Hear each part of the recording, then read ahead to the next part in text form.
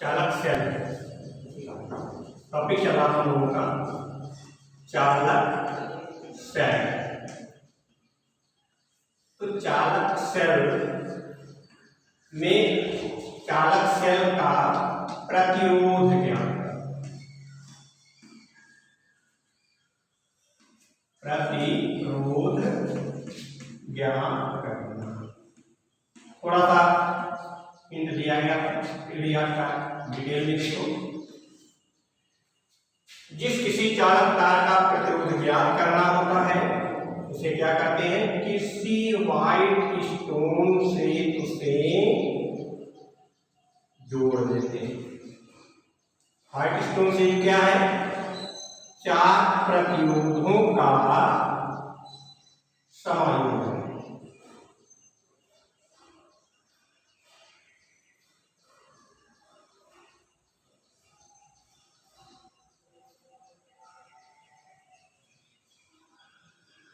चार प्रतिरोधों का समायोजन है, इसे किसी एसी करंट से जोड़ देते हैं और जिसका ज्ञात करना होगा उसे एक अज्ञात प्रतिरोध से जोड़ देते हैं। ये आपका है चालक सेल।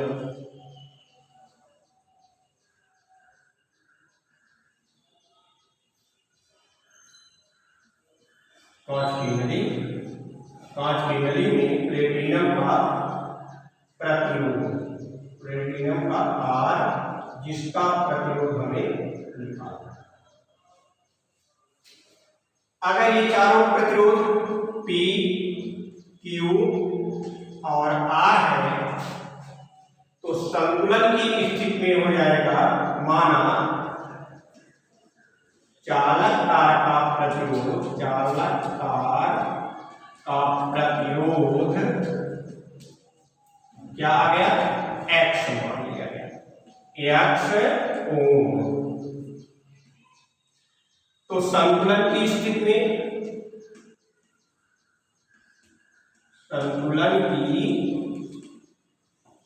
स्थिति में क्या होता है कि P upon Q equal R upon X। X क्या है, चालकता का प्रतिरोध। अच्छा, संतुलन की स्थिति तो हम कैसे जानेंगे कि हमारा व्हाइट स्टोन से संतुलन है। इसके लिए विपरीत सिरों में कोई एक यहां पर हेडफोन रख लेते हैं और मैजिक आई लगा लेते हैं। मैजिक आई, इनका क्या उपयोग है कि जब हमारा व्हाइट स्टोन से संतुलित हो जाएगा, हेडफोन में साउंड एकदम लो हो जाती है, अर्थात संतुलन की स्थिति में हेडफोन में हमें जो आवाज सुनाई देगी वो बहुत ही कम होगी। अगर हेडफोन में मैजिक आई लगा तब क्या होगा, तो मैजिक आई का काम है ट्विंकलिंग करना, झिलमिलाना। जब हमारा व्हाइट स्टोन से संतुलित होगा तो मैजिक आई टिमटिमाना कम कर देगी, अर्थात जब ये स्टेबल हो जाए मैजिक आई तो जान लीजिए हमारा व्हाइट स्टोन से संतुलन में है।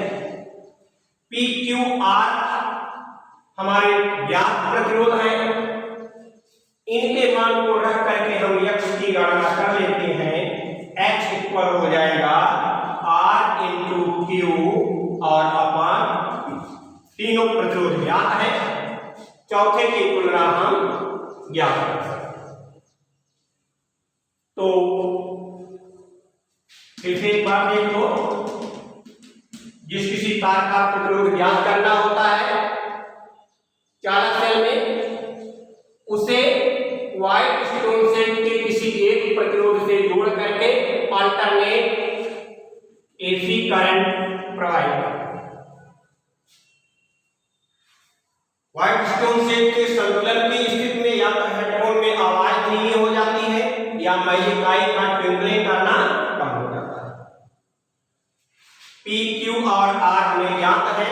संतुलन की स्थिति में P upon Q equal R upon X तीन प्रतिरोध ज्ञात है, तीनों के मान को रख करके हम अज्ञात प्रतिरोध अर्थात चालक सेल का प्रतिरोध ज्ञात कर लेते हैं। अब इसके बाद है कि आपका एक कोलरास नियम है, कोलरास वैज्ञानिक है, इन्होंने क्या किया, कोलरास नियम चालक सेल है, चालक सेल के संदर्भ में उन्होंने बताया कि अब अनंत तनका का विद्युत अपघट्य लिया जाए और उनमें विद्युत धारा प्रवाहित किया जाए तो किसी चालक सेल की अनंत तनका पर मोलर चालकता अनंत तनका पर उनके अलग अलग अलग अलग धन और अनंत तनका पर ऋण आयनों के योग के बराबर। फिर से अनंत तनका पर किसी सेल की मोलर चालकता उस विद्युत अपघट्य के अनंत तनका पर ही धन और ऋण आयन के योग के बराबर होगा। चलिए, अगर हमने अनंत तनका का जो विद्युत अपघट्य लिया है वो एसिटिक एसिड है, इसके लिए कोलरास नियम क्या हो जाएगा, अनंत तनका पर एसिटिक एसिड की मोलर चालकता जो होगी वो अनंत तनका पर एसिटेट आयन और अनंत तनका पर हाइड्रोजन आयन के योग के बराबर होगा। क्यों? क्योंकि एसिटिक एसिड में अगर हम विद्युत धारा प्रवाहित करेंगे तो वह अपने आयनों में टूट जाता है, अपने आयनों में टूट जाता है। इन्हीं आयनों को ध्यान में रखते हुए कोलरास ने बताया कि अनंत तनका पर किसी विद्युत अपघट्य की मोलर चालकता उनके धन और ऋण आयनों के अनंत तनका पर योग के बराबर होता है। चलिए, अगर दूसरा हम लेते हैं अमोनियम क्लोराइड, इसमें विद्युत धारा प्रवाहित करें क्या हो जाएगा, अमोनियम आयन हो जाएगा और प्लस Cl माइनस आयन। कोलरास नियम क्या हो जाएगा, अनंत तनका पर अमोनियम क्लोराइड की मोलर चालकता होगी अनंत तनका पर अमोनियम आयन की और अनंत तनका पर क्लोराइड आयन के योग के बराबर। ऐसे जितने भी विद्युत अपघट्य होंगे सबके अनंत तनका पर हम विद्युत अपघटन द्वारा उनको आयनों में परिवर्तित करेंगे और अनंत तनका पर उनके आयनों का योग उस विद्युत अपघट्य की मोलर चालकता हो जाएगी। कोलरास का नियम खाली मोलर चालकता ज्ञात करने के लिए किया जाता है। सीमाएं क्या है, इनकी विद्युत अपघट्य की तनका अनंत होनी चाहिए, ताप में कोई परिवर्तन नहीं होना चाहिए। दूसरा है विद्युत रासायन के संदर्भ में आप द्वितीयक सेल, द्वितीयक सेल ये क्या है, वह सेल जिसमें आवेशन और निरावेशन प्रक्रिया द्वारा हम बार बार उसका उपयोग करते रहते हैं। आप अपने घरों में इन्वर्टर, मोबाइल की बैटरी या अन्य ऐसे जो उपकरण हैं वो द्वितीयक सेल के अंतर्गत आते हैं।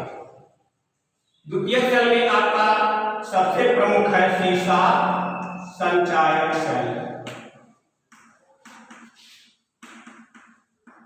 इलेक्ट्रोडों के आधार पर क्या किया जाता है? Nickel cadmium cell. ये क्या है? इसमें एक इलेक्ट्रोड निकेल का होगा, दूसरा इलेक्ट्रोड क्या है? कैडमियम का। तो आइए किसी एक की संरचना व कार्यविधि के बारे में हम लोग जान लेते हैं। तो सीसा संचायक सेल नाम है, एक बहुत बड़े विद्युत रोधी पात्र में विद्युत अपघट्य क्या लेंगे? सल्फ्यूरिक अम्ल। इसकी सांद्रता बहुत कम, लगभग 38% की ले लेते हैं। तो सिस्टम क्या हुआ? एक विद्युत रोधी पात्र में लगभग 38% सांद्रता का सल्फ्यूरिक अम्ल ले लेते हैं। इसके बाद एकांतर क्रम में लड़की छड़ रख देते हैं, बीच बीच में लेड ऑक्साइड की छड़ रख देंगे।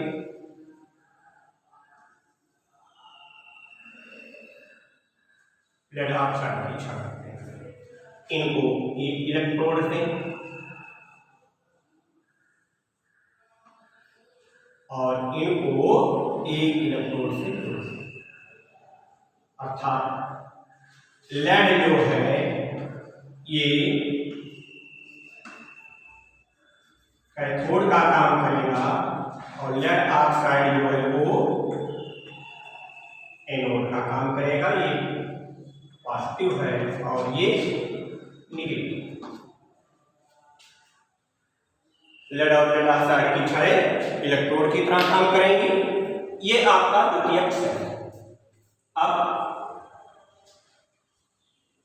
संरचना फिर से एक बार देखो।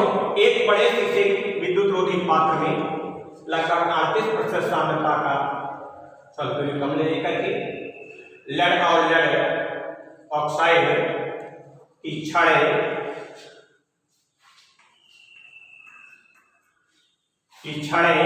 एकांतर क्रम में रख देते हैं।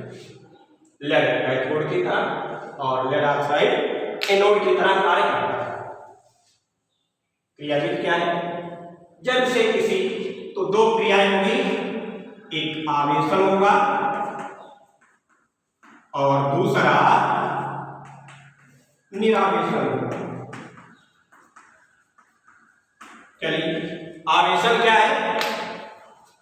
कि आवेशन प्रक्रिया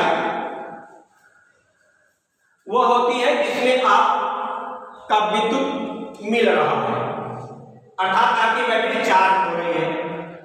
तो जब विद्युत धारा आएगी प्रक्रिया क्या होगी? अर्थात पहले आप आवेशन देख लीजिए। आवेशन के समय क्या होता है कि सल्फ्यूरिक अम्ल ये जो विद्युत अपघट्य का कार्य करता है ये अपने आयनों में टूट जाता है। 2H प्लस और प्लस SO4। यही लेड के पास जाता है और लेड सल्फेट बना देता है और दो इलेक्ट्रॉन निकल जाते हैं। यही इलेक्ट्रॉन तार के माध्यम से काम करते हैं, लेड ऑक्साइड वाले तरफ पहुंचते हैं। लेड ऑक्साइड पर क्या होगा? PbO2 पर आपका सल्फेट आयन चला गया, फिर यही सल्फेट आयन आएगा दोनों पर, क्योंकि लेड अपना नेचर नहीं छोड़ेगा। सल्फेट आयन यहां भी आएगा और साथ ही साथ हाइड्रोजन आयन को भी लाएगा।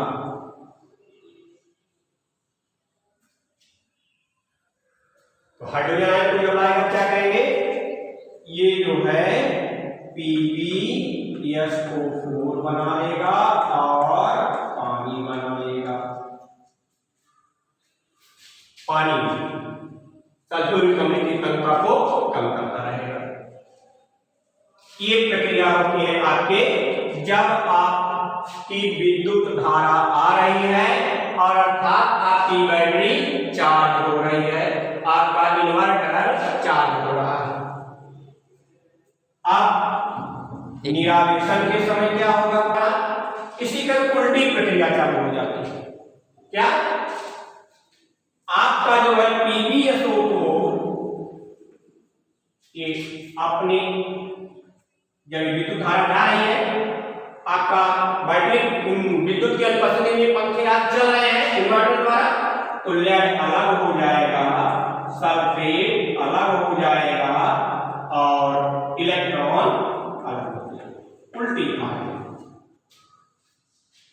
इसी तरह से PbSO4 प्लस 2 और पानी, ये भी आपने में मिल करके क्या बनाएंगे, PbO2 बना लेंगे प्लस H2SO4 बना लेंगे। एक निरावेशन के समय क्रिया हो जाएगी। समराइज क्या है, जब आपका संपूर्ण सल्फ्यूरिक अम्ल आयनाइज हो जाए तो समझ लीजिए हमारी बैटरी चार्ज हो गई है। लेड पर सल्फेट आयन, लेड ऑक्साइड पर सल्फेट आयन पूरे जमा हो जाए, तब समझ लीजिए हमारी बैटरी चार्ज हो गई है। और निरावेशन में क्या होगा, यहां से भी सल्फेट आयन निकले, यहां से भी सल्फेट आयन निकले, इसमें जो पानी है वहां से हाइड्रोजन आयन निकले, पानी का ऑक्सीजन जुड़े लेड के साथ, सल्फेट आयन जुड़े हाइड्रोजन के साथ, और फिर सल्फ्यूरिक अम्ल टोटल अपने मूल रूप में आ जाए, तो जान लीजिए हमारी बैटरी डिस्चार्ज हो गई है, पूरी उसकी शक्ति समाप्त हो गई है। फिर हमें आवश्यकता होगी चार्जिंग की, फिर ये प्रक्रिया चालू हो जाएगी। जब सारा लेड हमारा सल्फेट से जुड़ जाएगा, हमारी बैटरी चार्ज हो गई। निरावेशन के समय हमारा सारा सल्फेट आयन जो है लेड से अलग हो जाएगा। यही प्रक्रिया बार बार होती रहती है। आगे से निरावेशन द्वारा हम लंबे समय तक इसका उपयोग कर लेते हैं और इस प्रकार की द्वितीयक सेल की कार्यविधि समाप्त होती है। धन्यवाद।